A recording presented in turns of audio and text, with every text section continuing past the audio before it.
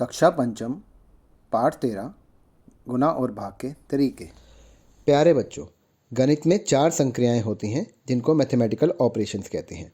ये चार mathematical operations जमा, घटा, गुणा और भाग हैं। जमा और घटा के सवाल कैसे करते हैं ये हम अपनी पुरानी कक्षाओं में सीख के आ चुके हैं। इस वीडियो के माध्यम से हम यह देखेंगे कि गुणा और भाग के सवाल हम किन किन तरीकों से कर सकते हैं।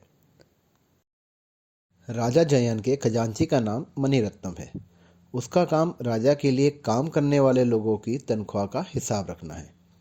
तालिका में दिखाया गया है कि हर व्यक्ति को एक दिन में कितनी तनख्वाह यानी दिहाड़ी मिलती है। मणिरत्नम यह हिसाब लगाना चाहता है कि रसोइये की जनवरी माह की तनख्वाह कितनी है। रसोइये की जनवरी मास की तनख्वाह का पता करने के लिए उसने 31 को 65 से गुना किया। 31 को उसने दो भागों में बांट दिया, 30 जमा 1 और 65 को 60 जमा 5। इसके बाद मणिरत्नम ने 30 को 60 से, 30 को 5 से, 1 को 60 से और 1 को 5 से गुना किया और इन चारों संख्याओं को जोड़ दिया। इस प्रकार रसोइये की जनवरी मास की तनख्वाह 2015 रुपये आई। मणिरत्नम की बेटी बेला ने गुना का एक और तरीका सीखा है। उसने अपना तरीका अपने भाई भानु को दिखाया। आइए बेला का तरीका देखते हैं। 65 को 31 से गुना करने के लिए सबसे पहले हम 31 के इकाई के अंक 1 से 65 को गुना करेंगे। अब हम 65 को 30 से गुना करेंगे। शून्य से गुना करने के लिए हम सबसे पहले इकाई अंक में शून्य लिख देंगे। 3 को 65 से गुना करने पर 195 आएगा। 65 में 1950 जमा करने पर 2015 आएगा। तो 65 गुना 31 का उत्तर हुआ 2015। प्यारे बच्चों, अभी हमने कुछ सवाल हल किए जिससे हमें यह मालूम चला कि गुना के सवाल करते कैसे हैं। अब हम दैनिक जीवन से संबंधित कुछ सवाल करेंगे जिसमें गुना का उपयोग होगा। सोहन हर रोज़ 8 गिलास पानी पीता है। वह मार्च के महीने में कितने गिलास पानी पिएगा? एक दिन में सोहन 8 गिलास पानी पीता है। हमें यह पता लगाना है कि वह मार्च के महीने में कितने गिलास पानी पिएगा। इसके लिए हमें मार्च के महीने के दिन मालूम होने चाहिए। मार्च के महीने में 31 दिन होते हैं। मार्च के महीने में पिए गए पानी के गिलास का पता करने के लिए हमें 31 को 8 से गुना करना पड़ेगा।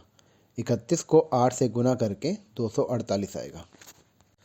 तो हम कह सकते हैं कि सोहन मार्च के महीने में 248 गिलास पानी पिएगा। चलिए बच्चों, एक और सवाल करते हैं। अगर सोहा का दिल 1 मिनट में 72 बार धड़कता है तो 1 घंटे में वह कितनी बार धड़केगा? जैसा कि हम प्रश्न में पढ़ सकते हैं कि 1 मिनट में दिल धड़कता है 72 बार और 1 घंटे में पता लगाने के लिए हमें यह मालूम होना चाहिए कि 1 घंटे में कितने मिनट होते हैं। 1 घंटे में 60 मिनट होते हैं।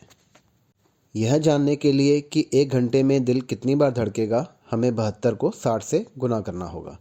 72 और 60 की गुना 7 की तालिका में दी गई है। 72 को 60 से गुना करने पर हमें 4320 संख्या प्राप्त हुई। इस प्रकार 1 घंटे में दिल 4320 बार धड़केगा। चलिए इस प्रश्न के दूसरे भाग को देखते हैं। अगर सोहा का दिल 1 मिनट में 72 बार धड़कता है तो वह एक दिन में कितनी बार धड़केगा? हम ये जानते हैं कि एक दिन में 24 घंटे होते हैं और 1 घंटा 60 मिनट का होता है। इस प्रकार एक दिन में 24 गुना 60 यानी 1440 मिनट हो गए, जो 7 की तालिका में हम देख सकते हैं। अब यह पता लगाने के लिए कि एक दिन में दिल कितनी बार धड़केगा, हमें 1440 मिनट को 72 से गुना करना है। इसकी गुना भी 7 की तालिका में दर्शाई गई है। हम यह साफ देख सकते हैं कि सोहा का दिल पूरे दिन में 1,03,680 बार धड़केगा। आइए इस प्रश्न को देखते हैं। डोलमा ने अपने दोस्त से मोपेड खरीदने के लिए 9,588 रुपये उधार लिए। उसे अगले 6 महीने में बराबर बराबर किश्तों में हर महीने रुपए वापस करने हैं। उसे हर महीने कितना पैसा चुकाना पड़ेगा? कुल पैसे उधार लिए 9,588। कुल किस्तें जिसमें पैसे वापस करने हैं वो हैं 6। उधार लिए हुए 9,588 रुपये 6 बराबर किस्तों में वापस होंगे। हर किस्त में अदा की जाने वाली कीमत का पता लगाने के लिए हम 9,588 को 6 से भाग करेंगे। इस भाग के सवाल में 9,588 भाज्य है जिसको भाजक 6 से भाग करना है। 6 को 1 से गुना करने पर हमें 6 प्राप्त होगा। 1 को हम भागफल वाले स्थान पर तथा 6 को 9 के नीचे लिखकर उसमें से घटा देंगे। घटाने पर हमें 3 प्राप्त होगा। अब भाज्य के अगले अंक 5 को हम 3 के साथ लिख देंगे। अब यह संख्या 35 बन जाएगी। 6 को 5 से गुना करने पर हमें 30 प्राप्त होगा। 5 को हम भागफल वाले स्थान पर व 30 को 35 के नीचे लिख देंगे। 35 में से 30 को घटाने पर हमें 5 प्राप्त होगा। अब हम भाज्य के अगले अंक 8 को 5 के साथ लिख देंगे। ये संख्या 58 बन जाएगी। अब 6 को 9 से गुना करने पर 54 आएगा।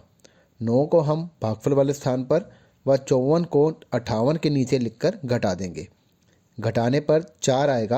अब हम भाज्य के अंतिम अंक 8 को 4 के साथ लिखकर 48 बना देंगे। 6 का पहाड़ा 8 पर पड़ने पर हमें 48 प्राप्त होगा। 48 में से 48 घटाने पर शेषफल 0 आएगा तथा भागफल 1598 मिलेगा। इस प्रकार एक किस्त की कीमत 1,598 रुपये। आइए बच्चों एक और सवाल करते हैं। 976 बच्चे बसों द्वारा पिकनिक पर जा रहे हैं। अगर 25 बच्चे एक बस में जा सकते हैं तो उन्हें कितनी बसों की ज़रूरत पड़ेगी?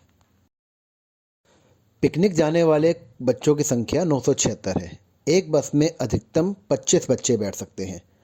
कुल बसों की संख्या निकालने के लिए हमें 976 को 25 से भाग देना पड़ेगा। भाग के इस सवाल में 976 की संख्या भाज्य है और भाजक 25 है। 25 को 3 से गुना करने पर हमें 75 प्राप्त होगा। 3 को हम भागफल वाले स्थान पर और 75 को 97 के नीचे लिखकर उसमें से घटा देंगे। घटाने पर 22 प्राप्त होगा। अब भाज्य के अगले अंक 6 को हम 22 के साथ लिख देंगे। अब यह संख्या 226 हो जाएगी। 25 को 9 से गुना करने पर हमें 225 प्राप्त होगा। 225 को 226 में से घटाने पर हमें 1 प्राप्त होगा। इस सवाल का भागफल 39 है और शेषफल 1 है। भागफल को देखकर ऐसा प्रतीत होता है कि हमें 39 बसों की आवश्यकता होगी, परंतु जब हम शेषफल को देखते हैं तो वहाँ पे 1 मौजूद है। इसका मतलब एक बच्चे के लिए हमें 1 बस और चाहिए होगी, तो कुल बसों की आवश्यकता होगी 40। चलिए बच्चों अगला सवाल करके देखते हैं। 1 किलो में 28 लड्डू बनते हैं, 12 किलो में कितने लड्डू बनेंगे? 1 किलो से बनने वाले लड्डुओं की संख्या 28 है। 12 किलो से कितने लड्डू बनेंगे उसके लिए हमें 12 को 28 से गुना करना पड़ेगा। 28 और 12 की गुना क्रमबद्ध तरीके से 7 की टेबल में दी गई है। हम गुना करके देख सकते हैं कि 12 किलो से 336 लड्डू बन सकते हैं। आइए प्रश्न का दूसरा भाग देखते हैं। अगर 16 लड्डू एक डिब्बे में पैक किए जा सकते हैं तो कितने डब्बों की ज़रूरत पड़ेगी ताकि सारे लड्डू पैक हो जाएं? हमने पहले भाग में हल करके देखा था कि 12 किलो से 336 लड्डू तैयार हो सकते हैं। 16 लड्डुओं के लिए हमें एक डिब्बे की आवश्यकता है, तो 336 लड्डुओं के लिए हमें कितने डिब्बे चाहिए? इसके लिए हम 336 को 16 से भाग कर देंगे। 336 की 16 से भाग 7 वाली टेबल में दिखाई गई है। इस भाग के सवाल में 336 की संख्या भाज्य है और 16 की संख्या भाजक है। 16 का पहाड़ा 2 तक पढ़ने पर हमें 32 प्राप्त होगा। 2 की संख्या हम भागफल में लिख देंगे। 33 में से 32 को घटाने पर हमें 1 प्राप्त होगा। अब हम भाज्य के अगले अंक 6 को 1 के साथ उतार देंगे। 16 का पहाड़ा 1 पर पढ़ने पर हमें 16 प्राप्त होगा। इसमें 1 का अंक हम भागफल में और 16 का अंक 16 के नीचे लिख देंगे। 16 में से 16 को घटाने पर हमें 0 प्राप्त होगा। इस सवाल का भागफल 21 और शेषफल 0 है। भागफल को देखकर हम कह सकते हैं कि 336 लड्डुओं के लिए हमें 21 डिब्बों की आवश्यकता होगी। बच्चों अब आप ये तो जान ही गए होंगे कि हम गुना और भाग के सवाल कैसे करते हैं। अब आपको इन दिए हुए सवालों को हल करना है और इसका उत्तर अपने टीचर से चेक करवाना है। किसी भी तरह की परेशानी होने पर आप इस वीडियो को दोबारा देख सकते हैं। अगले चैप्टर में फिर मिलेंगे। Bye bye.